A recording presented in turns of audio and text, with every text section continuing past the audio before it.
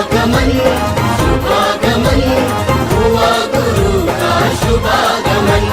सुस्वागतम सुस्वागतम भक्त कहे गुरु सुस्वागतम। बड़े भाग्य से बड़े पुण्य से मिला गुरु का चातुर्मास। बड़े भाग्य से बड़े पुण्य से मिला गुरु का चातुर्मास। वर्षा योग में धर्म की वर्षा रचेगी एक स्वर्णिम इतिहास। की जय। जय बोलो गणाचार्य श्री विराट सागर जी महामुनिराज की जय। चर्या शिरोमणि आचार्य श्री विशुद्ध सागर जी महामुनिराज की जय। जय बोलो उपाध्याय श्रमणोपाध्याय श्री विभंजन सागर जी मुनिराज की जय। विश्वगेय सागर जी मुनिराज की जय। आज की हम धर्म सभा प्रारंभ करें, मैं उसके पूर्व मंगलाचरण के लिए दीदी को आमंत्रित करता हूं कि वो मंगलाचरण से इस धर्म सभा की शुरुआत करें।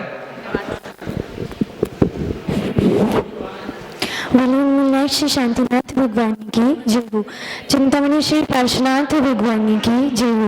वर्तमान सेशन में श्री महावीर भगवान की जय हो। गणाचार्य श्री विराट सागर जी महामुनिराज की जय हो। परम पूज्य चर्या श्रोमणी पट्टाचार्य भगवान श्री विशुद्ध सागर जी महामुनिराज की जय हो। परम पूज्य उपाध्याय श्री विभंजन सागर जी मुनिराज की जय हो। समस्त मुनि संघ की जय हो। अपने दोनों हाथों को जोड़ें। सर्वप्रथम हम आदम तनिक श्री आदिनाथ भगवान की स्तुति करेंगे।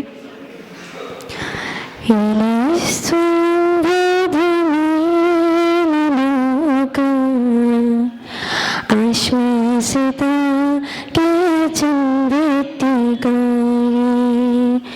प्रबोधिता के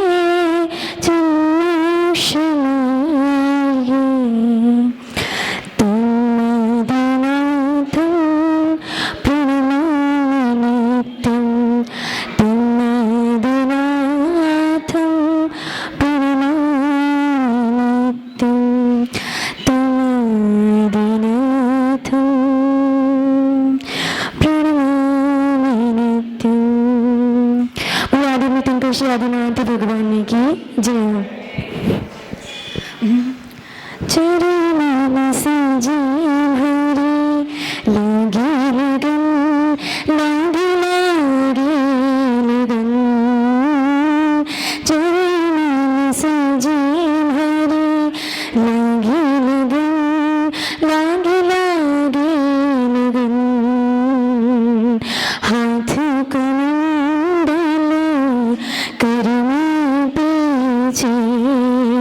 हाथ कमंडल करूं पीछे।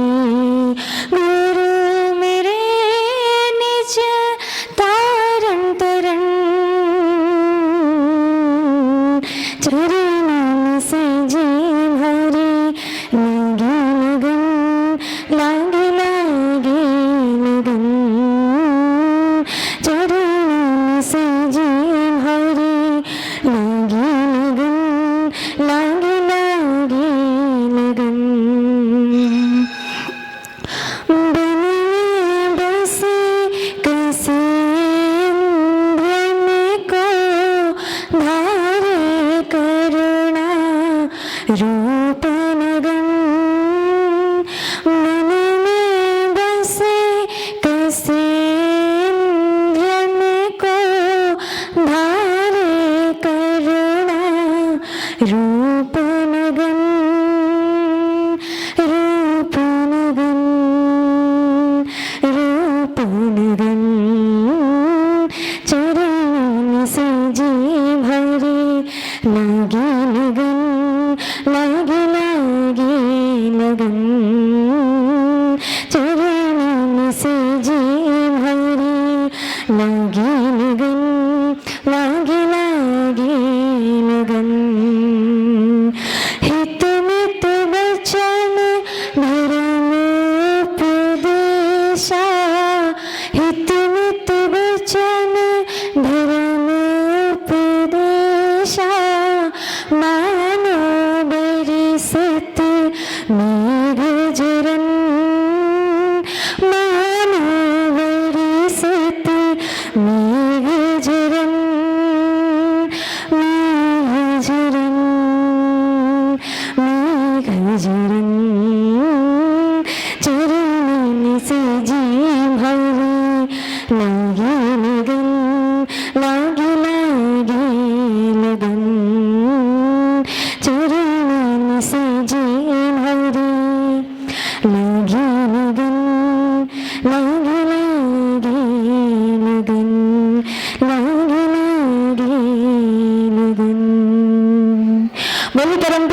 श्री निरंजन सागर जी मुनिराज की जय हो।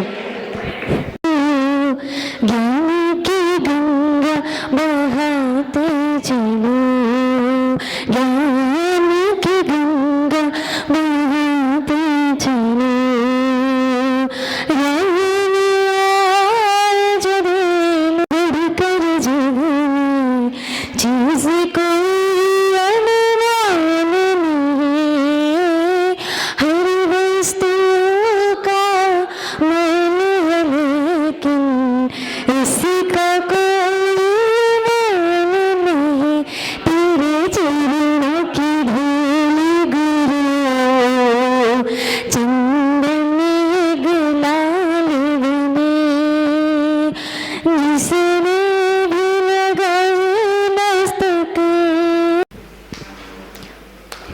जनवाने जग में जन्म दुख मिट दो, जनवाने जग में जन्म दुख। नमस्ते नमस्ते। हम सभी श्रावक श्राविकाओं को धन्यवाद देकर कृतार्थ करें। नमोस्तु गुरुवे नमोस्तु गुरुवे नमोस्तु गुरुवे। ओम नमो हरिहंताणं।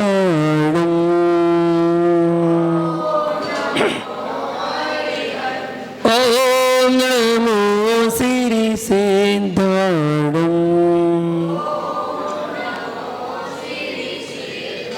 ओम नमो हरियाणं। ओम नमो वज्रायाणं। ओम नमो लोये सौवे साहूणं। रमिदोणिवर्धमाणं परमपाणं जीर्णन्ति सोधेण, बोध्यामि रणसारं सायारिणयार धम्मेणं। जय बोलो अनंतानंद सतगुरु विष्णु भगवान की, ऑनलाइन श्री शांतिनाथ भगवान की, आचार्य भगवान कुंद कुंद स्वामी की, आचार्य गुरु विराग सागर जी महामुनिराज जी की, चर्या श्रोणी आचार्य श्री विशुद्ध सागर जी महामुनिराज जी की, अहिंसा व विश्व धर्म की। परम पूज्य श्री निरंजन सागर जी मुनिराज जी की जय। समस्त मुनि संघ की जय। महानुभाव, कल रेणुसार ग्रंथ के माध्यम से हमने जाना था कि श्रावक 4 स्थानों पर तो दान देता ही है, 4 संघ को 4 प्रकार का दान तो देता ही है, साथ ही 7 क्षेत्रों में भी श्रावक अपने धन का सदुपयोग करता हुआ दान दे सकता है। और 7 क्षेत्रों में बताए गए थे, जिन बिंब का निर्माण करवाना, जिन मंदिर का निर्माण करवाना, जिन तीर्थ यात्रा मुनिराजों की तीर्थ वंदना करवाना, पंच कल्याणक विधि प्रतिष्ठा महोत्सव करवाना, जिन तीर्थोद्धार जीर्णोद्धार करवाना, जिन आगम का प्रकाशन करवाना, शास्त्र छपवाना और जिनायतन बनवाना, अर्थात देव शास्त्र गुरु जिस स्थान पर विराजमान होते हैं वो बनवाना, वो जिनायतन कहलाते हैं। तो इन 7 क्षेत्रों में भी श्रावक अपने धन का सदुपयोग करते हुए दान कर सकता है। आज अगली गाथा के माध्यम से हम जानते हैं कि सुपात्र दान से सांसारिक सुख की प्राप्ति भी होती है। सांसारिक सारे सुख दान करने से प्राप्त होते हैं। तो आचार्य भगवान कहते हैं गाथा माध्यम से, माधु पिदु पुत्र मित्रम कलत धन धन्य वतु बारणम विहवम संसार सार सुखम सबम जानो सुपत दान फलम। ये गाथा आचार्य भगवान ने की और इसी के साथ लगभग 4 गाथाएं और हैं जिनमें आचार्य भगवान ने सुपत दान फलम अर्थात सुपात्रों को दान देने का फल बताया गया है। अगली 3 गाथाओं में सुपात्र दान का फल बताया है। आज हम जानते हैं सुपात्र दान का फल क्या है। तो कुंद कुंद स्वामी 19 नंबर गाथा में बताते हैं, मादु पिदु पुत्र मित्तम, मतलब माता पिता पुत्र और मित्र। कलत्र, कलत्र मतलब स्त्री पत्नी। धन धन्य, धन मतलब रुपया पैसा, और धान्य, धन मतलब अनाज आदि। तो धन में धन सोना चांदी मकान ये सब आ जाएगा वैभव। बत्तु, बत्तु मतलब मकान। वाहनम मतलब वाहन। विहिव मतलब वैभव। संसार सार सोखम, संसार के सारे सब उत्तम सुख को प्राप्त होता है। सबम जान है, ये सभी जानना चाहिए क्या? सुपत दान फलम, जितने प्रकार के सुख ऊपर बतलाए गए हैं उन सब को सुपात्र दान का फल जानना चाहिए। आपने पूर्व में सुपात्रों को दान दिया था, जो आज आपको फल स्वरूप ये आपको प्राप्त हुआ है। निश्चित सुपात्र दान किया था, जो आज आपको माता पिता स्त्री पुत्र मित्र आदि का सुख मिल रहा है, सोना चांदी मकान वाहन आदि का वैभव मिल रहा है। ये सब सुख संपत्ति पूर्व जन्म में किए गए शुभ अनुष्ठानों का परम फल जानना चाहिए। शुभ अनुष्ठान का मतलब सुपात्रों को दान देना आदि। पूर्व जन्म में अतिथियों को दान दिया होगा, आहार दान, औषध दान, अभय दान, ज्ञान दान, और या सप्त क्षेत्रों में दान जो दान किया था उन सबका फल जानना चाहिए। क्योंकि नीतिकारों ने कहा है पहला सुख निरोगी काया, स्वस्थ शरीर आदि, यह सब सुपात्र दान का फल है। आज आपको स्वस्थ शरीर मिला है, निरोगी काया मिली है, कोई रोग नहीं होता है, तो निश्चित आपने किसी साधु को औषधि दान किया होगा, जो औषधि दान का फल आपको सुंदर शरीर और निरोगी काया मिली है। निश्चित दान देने से घटता नहीं है, दान देने से बढ़ता है। जितना हम दान निकालते हैं, दान देते हैं, दान देने से बढ़ता है। ये सुपात्र दान देने का फल ही है जो आज आपको इतनी धन संपत्ति ऐश्वर्य मिला है। एक कमरा बनवाया होगा संत भवन में, एक कमरा, जो आज आपको 2 मंजिल और 3 मंजिल का मकान मिला है, ये उसका फल है। पूर्व में आपने किसी मुनिराज की अंजलि में एक ग्रास रखा होगा, जो आज आपकी थाली में 4 रोटी खाने को मिल रही है, निश्चित दान का फल है। कारण कार्य संबंध, ये जैनागम का सिद्धांत है। कारण कारण संबंध क्या कहलाता है? आज जो कार्य रूप में फलीभूत हो रहा है आपके साथ, वो निश्चित भूत का कोई कारण है। बिना कारण के कार्य संभव होता ही नहीं है। कोई ना कोई कारण जरूर होगा जो आज की आपके जीवन में कार्य रूप में फलीभूत हो रहा है, और जो आज आप कर रहे हैं वो भविष्य के लिए कारण तैयार कर रहे हैं। भविष्य में वो कार्य रूप में फलीभूत जरूर होगा। इसलिए कार्य कर्म ऐसे करो जिनका फल आपको मिले तो रोना ना पड़े। व्यक्ति कर्मों को बांधता है तो बड़े हंसते हंसते मुस्कुराते मुस्कुराते, कोई भी कर्मों का बंद होता है ना, सब हंसते हंसते होता है, लेकिन जब उनका फल भोगना होता है तो रो रो के भोगना पड़ता है। इसलिए कर्म ऐसे बांधो जिनमें आपको रोना ना पड़े, समता भाव से आप सहन कर सके। कर्म बनेंगे तो जरूर, ये तो पक्की बात है, ऐसा तो नहीं कर्म बने नहीं, कर्म तो बनेंगे। तो कर्म ऐसे बांधो, बांधना ना बांधना आपके ऊपर निर्भर करता है। आप कौन से कर्म बांधते हैं वैसे ही फल आपको मिलेंगे। आपके पास खेत है और खेत में आपको बीज बोना है, तो जो फल आपको प्राप्त करना है उसका ही बीज बोओगे या दूसरे वृक्ष का बीज बोओगे? आम खाना है, बीज कौन सा बोओगे? आम का। अगर आपने बबूल का बीज बो दिया और सोचो कि हमें आम खाने मिल जाए, संभव ही नहीं है, कांटे मिलेंगे। बबूल का बीज बोया है तो कांटे मिलेंगे, और आम का बीज बोया तो निश्चित आम ही मिलेंगे। हम क्रियाएं तो कर रहे पाप की और चाहते हैं फल पुण्य का, कि हमें पास घर संपन्न अच्छा हो जाए, संपत्ति बढ़े, ऐश्वर्य बढ़े, व्यापार चले, सब कुछ A to Z जितनी भी ख्वाहिशें होती ना एक आम इंसान की, वो सारी ख्वाहिशें आप पूरी करना चाहते हैं कि हमारी सारी इच्छाएं पूरी हो जाएं, लेकिन उन इच्छाओं को पूरी करने जैसा काम तो नहीं करते। अगर हम काम करें वैसा तो फल भी हमें वैसा मिलेगा। भूत का कारण वर्तमान का कार्य है और वर्तमान का कार्य भविष्य का कारण है, इसलिए कार्य अच्छे करना चाहिए। जिस भव्य श्रावक ने पूर्व जन्म में न्याय द्वारा अर्जित संपत्ति से और पंचसूना से रहित होकर निर्दोष रीति से सुपात्रों को आहार दान दिया है, उस दान के फल स्वरूप सांसारिक सुख को प्राप्त करता है। वह सुपात्र दान का फल है।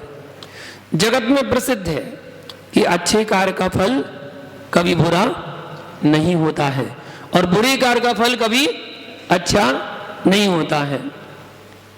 अब हम आज सोचते हैं कि हमने इस पर्याय में कोई बुरा काम नहीं किया,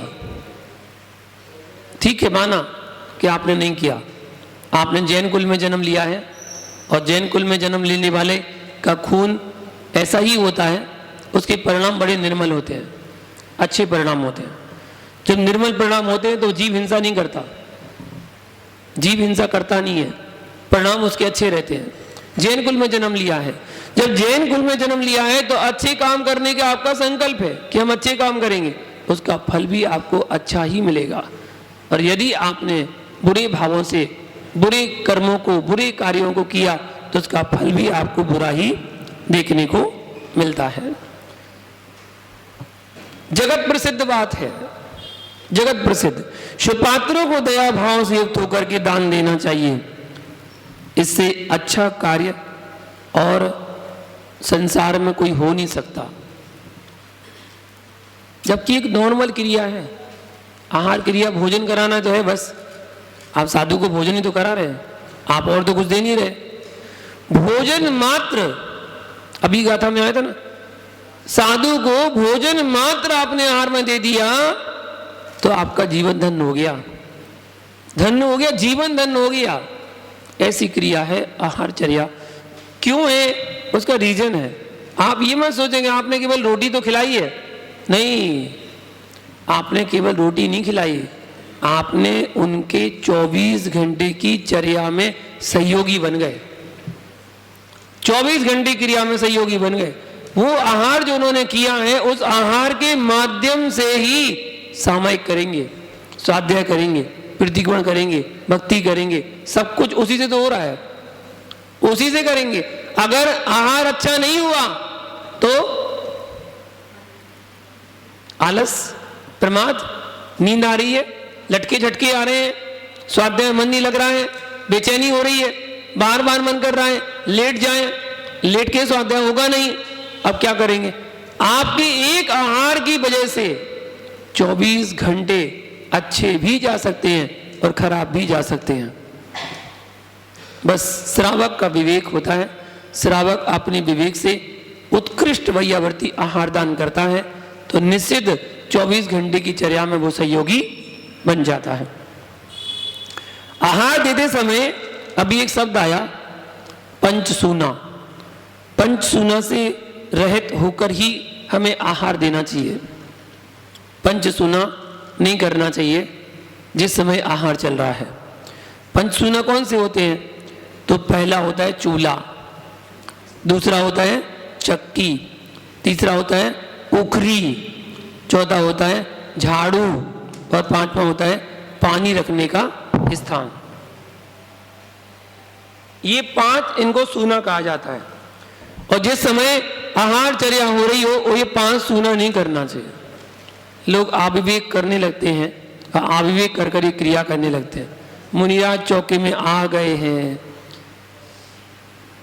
पांव प्रक्षाल हो गए हैं, पूजन हो गई है, आहार के लिए खड़े हो गए हैं, अभी झाड़ू ही लग रही है, झाड़ू लगा रहा है, कोई वाइपर फेर रहा है, वाइपर चला रहा है। सोचो शुद्धि के वस्त्र पहनकर आप वाइपर लगा रहे हैं, आप कहां तक शुद्ध हैं? और उन्हीं हाथों को आपने थोड़ा सा पानी डाला और पानी डाल के हाथ धो लिए, बोले हम शुद्ध हो गए। और जाके मुनिराज से बोल दिया मन शुद्धि वचन शुद्धि काय शुद्धि, काय शुद्धि, आहार जल शुद्ध है। मुनिराज को आप पर विश्वास था और आपसे उन्होंने आहार ले लिया, क्योंकि आपने भक्ति भाव से बोला है काय शुद्धि, मेरा काय मेरे वस्त्र शुद्ध हैं। कुछ लोग कितनी अशुद्धि फैलाते हैं, अपने अंदर विवेक नहीं लाते कि हम करते क्या हैं। अभिषेक का समय हो या आहार का समय, जितनी शुद्धता से, जितनी पवित्रता से आप श्री जी का अभिषेक और मुनिराजों को आहार दान देंगे, उतने ही अच्छे शुद्ध परिणाम आपके भी होंगे। जितने अच्छे भावों से, बिल्कुल शुद्ध परिणामों से। आपकी शुद्धि का आपको ही ज्ञात है, आपकी शुद्धि का ज्ञात दूसरे को नहीं है कि आपने कैसे शुद्धि की है। शुद्धि आपने की है तो आपको पता है कि आपने शुद्धि कैसे की है। अपनी शुद्धि का खुद ध्यान रखना चाहिए कि हमारे वस्त्र शुद्ध हैं, हमारा शरीर शुद्ध है। आप नेल पॉलिश लगाए हुए हैं, लिपस्टिक लगाए हुए हैं, श्रृंगार के साधन लगाकर आहार देने पहुंच गए, तो ये आपकी शुद्धि नहीं है। अपनी शुद्धि का आपको स्वयं को ध्यान रखना है कि कोई अशुद्ध वस्तु को तो नहीं लगा रखा हमने, खुद ध्यान रखना है। वस्त्रों का ध्यान खुद रखना है। ऐसा नहीं शुद्धि के वस्त्र घर से पहन कर आए तो चप्पल पहन के आ गए, अशुद्ध हो गए, या कपड़े पर पैर रखते हुए आ गए, चटाई पर पैर रखते हुए आ गए, सब अशुद्ध अशुद्ध क्रियाएं चल रही हैं। या जो आप आहार दे रहे हैं वो आप अशुद्ध कर रहे हैं। आपने कहीं हाथ लगाया, बालों को हाथ लगाया, पल्लू को ठीक किया और उन्हीं हाथों से आपने ग्रास पकड़ के मुनिराज को दे दिया, तो वो ग्रास तो अशुद्ध हुआ नहीं, अशुद्ध हो गया। अब गर्मी का मौसम था, पसीना आ रहा था, हाथ से पसीना पहुंच लिया, हाथ नहीं धोए और गिलास उठा के दे दिया, तो ये आपका विवेक नहीं है, आप तो अशुद्धि से करा रहे हैं। शुद्धता पूर्वक 5 सुना से रहित होकर चूल्हा जलाना, चक्की चलाना, झाड़ू लगाना, पानी रखने का स्थान, पानी रखने का जहां पानी आपने परासो करके रखा है ना, उस पर चंदोबा होना चाहिए, कोई जीव जंतु आके ना गिर जाए। परासो करो तो देखकर ढक देना चाहिए, ढककर पानी गर्म करना चाहिए। गर्म करते समय ऐसा ना हो कि कोई जीव आगे गिरे उसमें मर जाए, आपके द्वारा हिंसा हो जाएगी। जिनागम में 5 सूना माने गए हैं और 5 सूना को ग्रस्त श्रावक करता है। ये 5 सूना आरंभ सारंभ समारंभ के स्थान है, आरंभ सारंभ समारंभ के स्थान कहे गए हैं। पाप के कारण है, परंतु श्रावक का स्थावर हिंसा का त्याग नहीं हो सकता है, सिर्फ त्रस हिंसा का त्याग करता है। इसलिए वो घर गृहस्थ में रहकर ये कार्य करता है। श्रावक घर गृहस्थी में रहने के कारण से वह त्याग नहीं कर सकता है। श्रावक दिन भर में 108 प्रकार से पाप करता है, मन से, वचन से, काय से, कृत से, कार्य से, अनुमोदना से। इनका गुणा किया आपस में क्या बन गए? 9। ये 9 समरंभ, समारंभ और आरंभ, इन 3 से होते हैं। 9 गुणे 3 बराबर 27। ये 27 क्रोध, मान, माया, लोभ, इन 4 से होते हैं। कितने हो गए? 108। 108 प्रकार से श्रावक अपने जीवन में प्रतिदिन 108 प्रकार से पाप करता है, 108 प्रकार से। इसीलिए आचार्यों ने कहा है कि 108 प्रकार से आपके द्वारा पाप होते हैं, तो उन पापों को धोने के लिए, काटने के लिए कम से कम 108 बार नमोकार मंत्र का जाप तो आपको एक माला के माध्यम से कर ही लेना चाहिए। एक माला तो कम से कम नमोकार मंत्र की कर लो कि 108 प्रकार से जो हमने पाप किए हैं वो हमारे पाप कट जाएं। पंचसूना आदि के निमित्त से जो पाप का उपार्जन करता है, उन पापों को विसर्जन करने के लिए ग्रस्त 7 पात्रों को आहार दान दे करके उन संपूर्ण पापों की इतिश्री करता है। सत्पात्रों को दान देने से पुराने कर्म निजीर्ण हो जाते हैं और पुण्य कर्म का संचय होता है। पाप को धोने के लिए पुण्य करना जरूरी है। पाप को धोने के लिए पुण्य करना जरूरी है। बिना धर्म किए पाप से मुक्ति संभव नहीं है। आचार्य भगवान समंतभद्र स्वामी ने रत्नगंडक श्रावकाचार ग्रंथ में 114 नंबर की गाथा में श्लोक में महिमा बताई है दान की, कि दान की महिमा क्या है।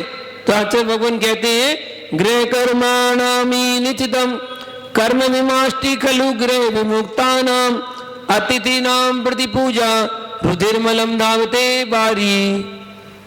क्या बात बोली है। उदाहरण देखिए, जैसे जल खून को धोता है, जल खून को धो देता है, उसी प्रकार ग्रह त्यागी अर्थात अतिथि अर्थात मुनिजनों को यथा योग्य चतुर्विध संघ को दान देने से गृहस्थ के कार्य से संचित कठिन पाप भी निश्चय से नष्ट हो जाते हैं।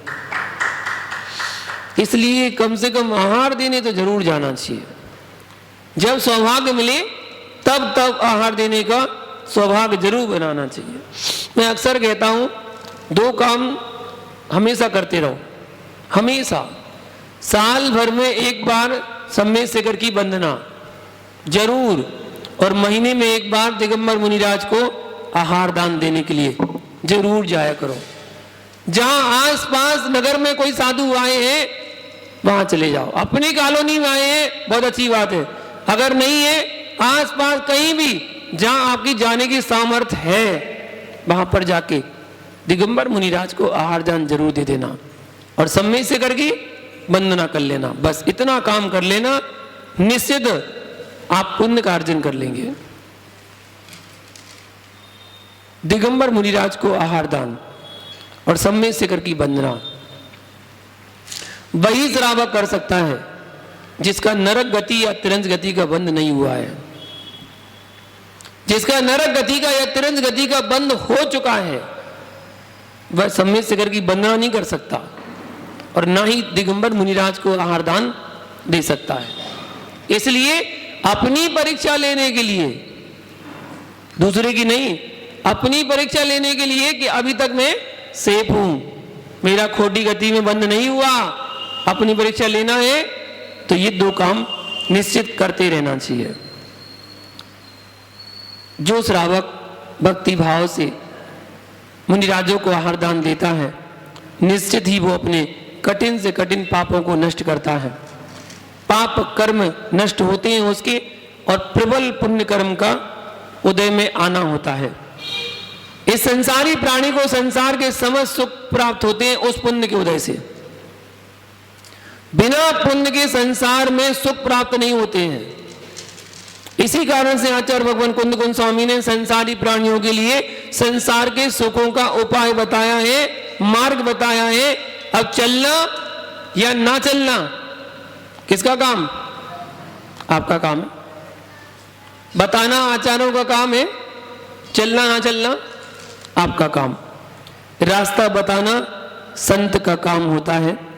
संसार का सुख क्षणिक है, फिर भी सुख तो सुख ही कहलाता है। जिसे संसारी प्राणी चाहता है, जो संसारी प्राणी संसार के सुख चाहता है उसे सत्पात्रों को प्रीति पूर्वक दान देना चाहिए। घर में संत का आना मंगल होता है। त्यागी का गृह में प्रवेश करना सुख का मंगलाचरण है। सुख का मंगलाचरण है। जो श्रावक प्रीति पूर्वक त्यागी वृत्ति जनों को आहार दान देता है वह श्रावक संसार से, संसार में माता पिता का प्रेम प्राप्त करता है। माता पिता से सुख सभी को प्राप्त नहीं होते। माता पिता का सुख सभी को प्राप्त नहीं होता। कितने लोग ऐसे, कितने जीव ऐसे हैं कि जन्म देके ही माता पिता मरण को प्राप्त हो जाते हैं। कितने ऐसे हैं जिनको अनाथ आश्रम में छोड़ दिया जाता है। अभी कल परसों की बात है, परसों की बात है, चाय की दुकान के पास एक बच्ची को छोड़ के चला गया कोई, छोटी सी बच्ची थी और एक चाय की दुकान के पास छोड़ के चला गया। जब वो रोई तब पता चला कि यहाँ तो बच्चा है, उस बच्चा को उठाया गया। फिर जब पालने की सामर्थ्य नहीं है तो बच्चा पैदा करते ही गाय को, और यदि किया है तो ऐसा छोड़ने की आवश्यकता क्या है? इतने सारे समाज संस्थाओं ने अनाथ आश्रम बनवाए हैं, वहां पर छोड़ दो भैया, कम से कम वो पाल लेंगे। कितनी संतानें पल रही हैं अनाथ आश्रम में। एक तो वो है जो संतान के राग में संतान प्राप्त हो जाए तरस रहा है, रो रहा है कि मुझे संतान मिल जाए। वो तो कहता कुछ भी तो हो जाए, बच्चा हो जाए बस हमारा, चाहे लड़का हो चाहे लड़की हो चाहे कोई हो, बस संतान हो जाए। एक तो वो तरस रहा है और आपको मिली है तो आप छोड़ के जा रहे हैं। ऐसी जगह छोड़ के चले गए जहां एक सामान्य अवस्था में भी कोई नहीं छोड़ता है, नहीं लिटाता है, आप उसको हमेशा के लिए छोड़ के चले गए। कितना पाप का आश्रय कर रहा होगा। निश्चित ऐसे जीव भविष्य के लिए अपना कारण तैयार कर रहे हैं, कार्य रूप में फलीभूत होगा। क्या होगा? वह महिला, वह स्त्री जिसने इस समय बच्चे का जन्म देकर ऐसी जगह छुड़वा दिया, या गर्भ में बच्चा आया और आपने उसको मरवा दिया, गर्भपात करा दिया, वो मां, क्या बोलूं उसको, कैसा शब्द बोलूं, शास्त्र में तो बहुत गलत शब्द लिखा हुआ है, क्या बोलूं, वो दुष्टनी है, दुष्टनी है, नागिन है, नागिन, ये शब्द लिखे हैं शास्त्र में। नागिन है जो अपने बच्चे को निगल लेती है। बच्चे को गर्भ में आया और निगल लिया उसने, पैदा ही नहीं होने दिया और निगल दिया। जैसे नागिन नहीं, वो अंडे देती है और निगल जाती है, ऐसे नागिन है वो। इसलिए बच्चे तो होना चाहिए, एक क्या, दो दो क्या, तीन तीन क्या, चार चार बच्चे होना चाहिए, तभी तो धर्म आगे बढ़ेगा। धर्म की संतति आगे बढ़ानी है, संतान तो होना चाहिए। आज की बच्चों की, युवा लोगों की सोच इतनी छोटी हो गई है, वो कहते हैं हम पालेंगे कैसे, पालेंगे कैसे? अपना भाग लेकर आती है संतान।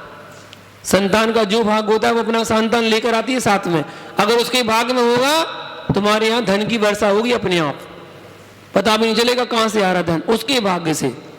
अपना भाग लेकर आता है हर जीव, इसलिए आपको चिंता करने की आवश्यकता नहीं है, सब पल जाएंगे, सब पल जाएंगे। सरकार ने तो इतना कहा कि हम दो हमारे दो, हमारे लोगों ने तो इतना कह दिया हम दो हमारा एक। बोले कोई हो जाए, बस एक संतान हो जाए, वही बहुत है। नहीं, ऐसा सोचना भी मत। आज जिन बच्चों को परेशानी होती ना, एक नहीं बहुत से केस आपने सुने होंगे, शादी को 5 साल हो गए, 7 साल हो गए, 10 साल हो गए, बच्चा नहीं हो रहा। क्यों नहीं हो रहा? भूत के कारण को याद कर लो, भूत के कारण को याद कर लो। वो कार्य रूप में फलीभूत हो रहा है। भूत में कारण किया था, बच्चे को मरवा दिया था गर्भ में ही, अब बच्चा नहीं हो रहा, रो बैठ के बच्चा नहीं हो रहा। या ऐसी स्थिति बन जाती है कि स्त्री बांझ बन के जन्म लेती है, बांझ, कभी जीवन में मां नहीं बन पाएगी। जो घर में चूहे के बच्चे हो जाते ना, चुईया छोटी छोटी से, जिनकी आंखें भी नहीं खुली, और आपको अगर दिख गए कहीं आपके सामान में और आपने उसको उठा के, क्या करते हैं, घर में रखे रहोगे क्या? कोई नहीं करता ऐसा, उनको उठा के पार्क में फेंक देते हैं। उन्हीं महिलाओं को अगली पर्याय में बच्चे नहीं होते हैं, उन्हीं महिलाओं को बच्चे होते ही नहीं है। फिर वो ये टेस्टिंग कराओ, फिर वो टेस्टिंग कराओ, फिर ये उपचार कराओ, वो नए नए वो तकनीकी, और वो कैंसर बोलते नई ट्रीटमेंट चल रहा जो टेस्टिंग ट्यूब,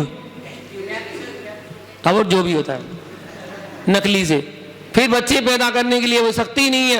अब उन्हीं वो ही माँ नहीं बन पाती जो उनके चूहों के बच्चों को पार्क में डाल देते हैं और कोई कुत्ता आता है और उनको जिंदा खा लेता है।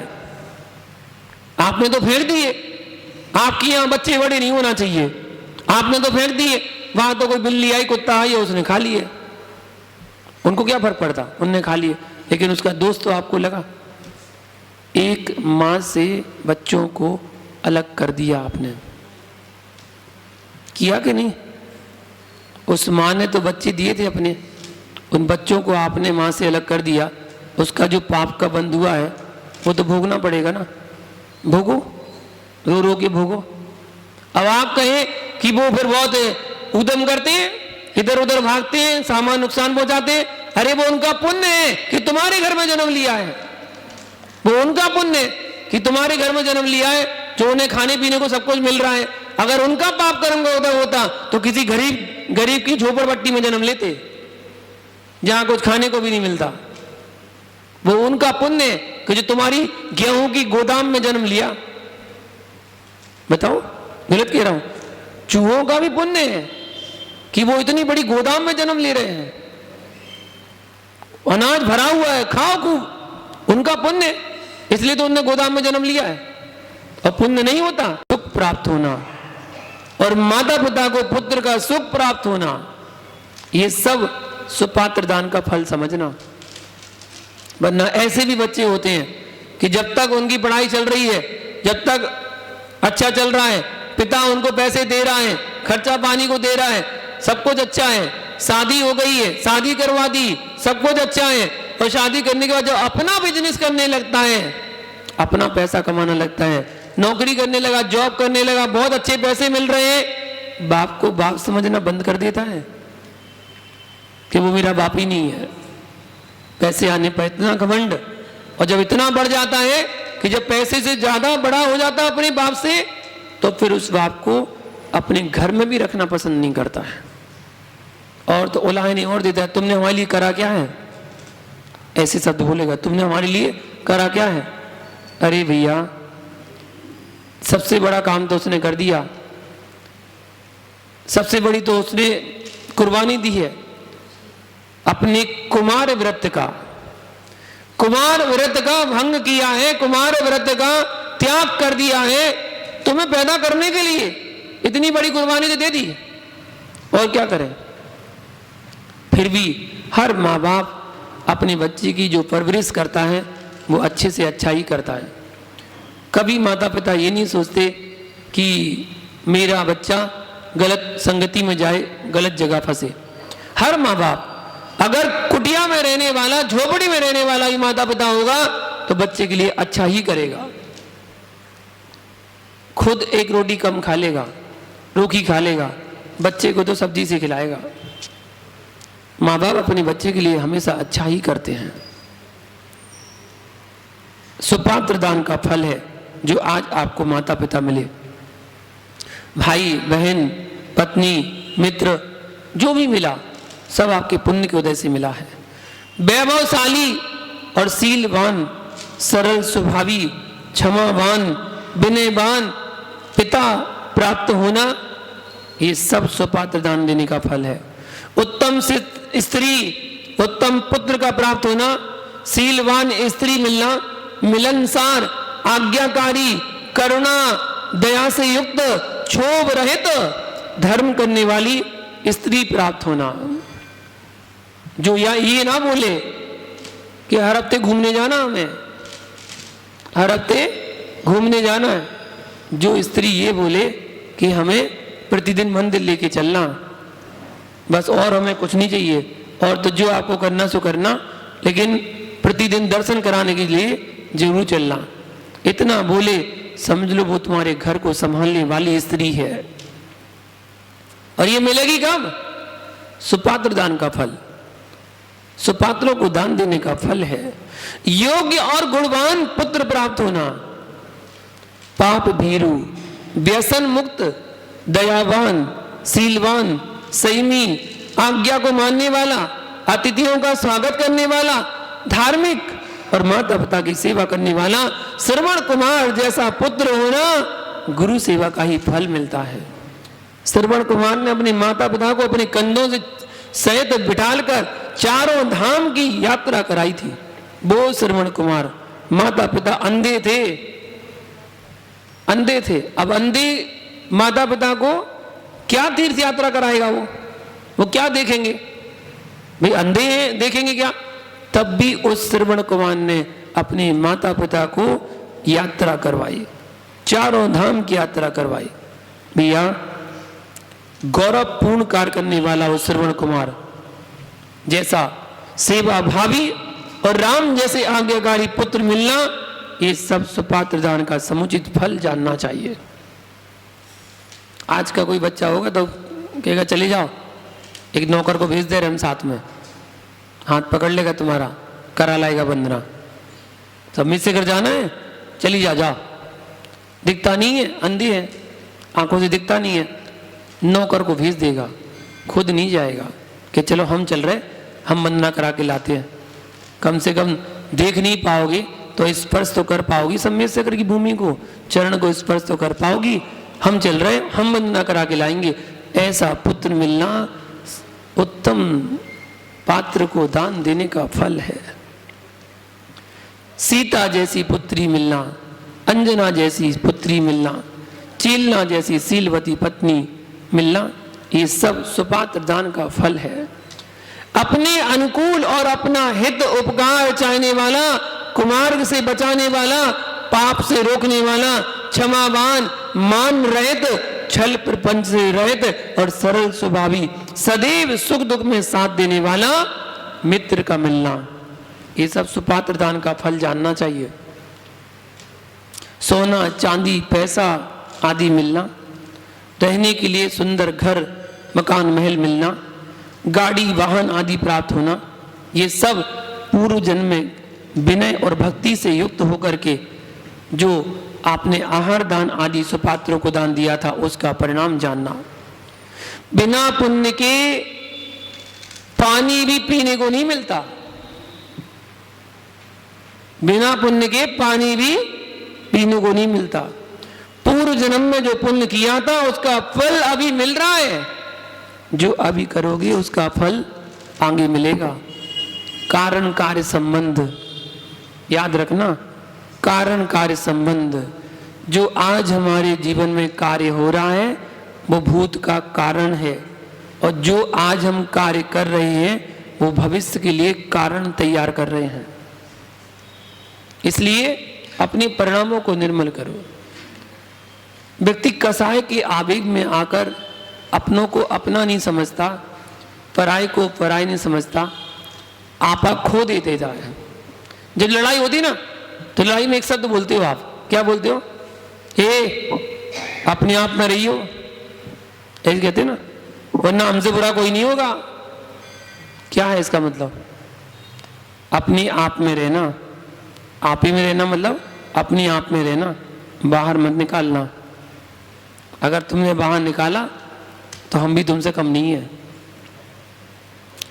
क्रोध कसाय उबाल मारती है और फिर हमें दिखता नहीं है सामने वाला कौन है, हम कहाँ खड़े हैं, हम कहाँ खड़े हैं, किसके सामने खड़े हैं, किस स्थान पर खड़े हैं, किससे बोल रहे हैं, कुछ नहीं रहता। उससे वो क्रोध आते समय आंखों में पट्टी बन जाती है, आंखों में पट्टी बन जाती है और मुंह हमारा खुल जाता है क्रोध आने पर। इसलिए विनयवान होना चाहिए, अपने अंदर विनय गुण होना चाहिए। किसी ने कुछ कह दिया, कोई बात नहीं, दो बातों को सहन करने की शक्ति होना चाहिए।